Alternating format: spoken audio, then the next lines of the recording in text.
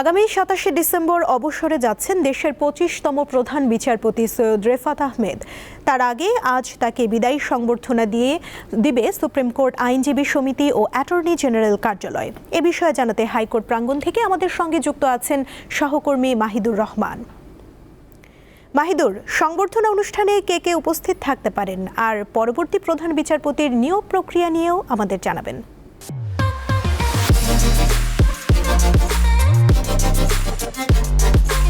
দেশের ২৫তম প্রধান বিচারপতি ডক্টর সৈয়দ রেফাত আহমেদ তিনি কিন্তু আজ তার বিদায়ী সংবর্ধনা অনুষ্ঠান হবে সুপ্রিম কোর্ট এজলাস কক্ষে, অর্থাৎ তিনি যেই প্রধান বিচারপতির যে এজলাস কক্ষ সেখানে কিন্তু এই বিদায়ী সংবর্ধনা দেবেন।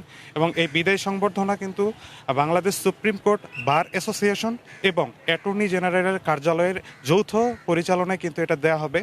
এবং আমরা ইতিমধ্যে দেখেছি যে যারা এখানকার আমন্ত্রিত অতিথি বিভিন্ন কার্যালয়ের প্রধান বিচারকগণ, বিচারপতিগণ এবং অ্যাটর্নি জেনারেলের বিভিন্ন সদস্যরা কিন্তু আমরা প্রবেশ করতে দেখেছি। তবে এজলাস কক্ষে কোনো ধরনের ক্যামেরা প্রবেশ করতে বাধা আছে। আমি আপনাকে একটু যদি দেখাতে চাই যে বাংলাদেশের যে প্রধান বিচারপতি ডক্টর সৈয়দ রেফাত আহমেদ তিনি কিন্তু জুলাই গণ অভ্যুত্থানে আওয়ামী লীগ সরকারের পতনের পর গত বছরের ১১ আগস্ট দেশের ২৫তম প্রধান বিচারপতি হিসেবে শপথ নেন। সংবিধান অনুযায়ী কিন্তু বিচারপতিদের অবসরের বয়স হচ্ছে ৬৭ বছর। প্রধান বিচারপতি সৈয়দ রেফাত আহমেদ ১৯৫৮ সালের ২৮ ডিসেম্বর জন্মগ্রহণ করেন। সেই হিসাবে কিন্তু প্রধান বিচারপতির বয়স ৬৭ বছর পূর্ণ হতে যাচ্ছে আগামী ২৭ ডিসেম্বর। তবে সেদিন ছুটি থাকায় ছুটি থাকায় কিন্তু আজকেই তার শেষ কর্মদিবস। প্রথা অনুসারে শেষ কর্মদিবসে বিদায়ী বিচারপতিকে সুপ্রিম কোর্ট আইনজীবী সমিতি ও অ্যাটর্নি জেনারেল কার্যালয়ের পক্ষ থেকে কিন্তু এই বিদায়ী সংবর্ধনা জানানো হয়ে থাকে। আমি আপনাকে আরেকটু জানিয়ে রাখতে চাই যে গত ১৪ ডিসেম্বর তিনি তার বিদায়ী অভিভাষণের কিন্তু বলেছেন যে বিচার বিভাগের সংস্কারের শুরুতেই তাকে নীরবতা ভাঙতে হয়েছিল।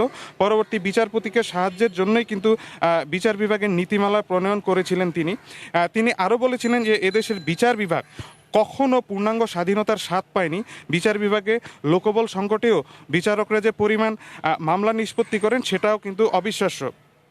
গত ১৪ ডিসেম্বরে তিনি তার শেষ অভিভাষণে কিন্তু আরও বলেছিলেন যে অসৎ বিচারকদের বিরুদ্ধে ব্যবস্থা নিতে হবে, জনগণকে সর্বোচ্চ গুরুত্ব দিয়ে কাজ করতে হবে, রাজনীতির ঊর্ধ্বে উঠে সকল বিচারককে কাজ করতে হবে। তবে জ্যেষ্ঠতা অনুসারে সাধারণত বাংলাদেশে বিচারপতি নিয়োগ দেওয়া হয়।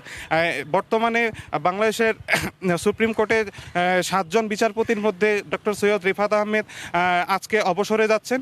এরপরে কাকে বিচারপতি নিয়োগ দেওয়া হবে এটা এখনও পর্যন্ত নির্ধারণ করা হয়নি। এইরকম কোনো ধরনের নির্ধারণের কোনো নাম আসলে আমি আপনার মাধ্যমে জানিয়ে দেব। সুমনা। হাইকোর্ট প্রাঙ্গণ থেকে যুক্ত ছিলেন সহকর্মী মাহিদুর রহমান।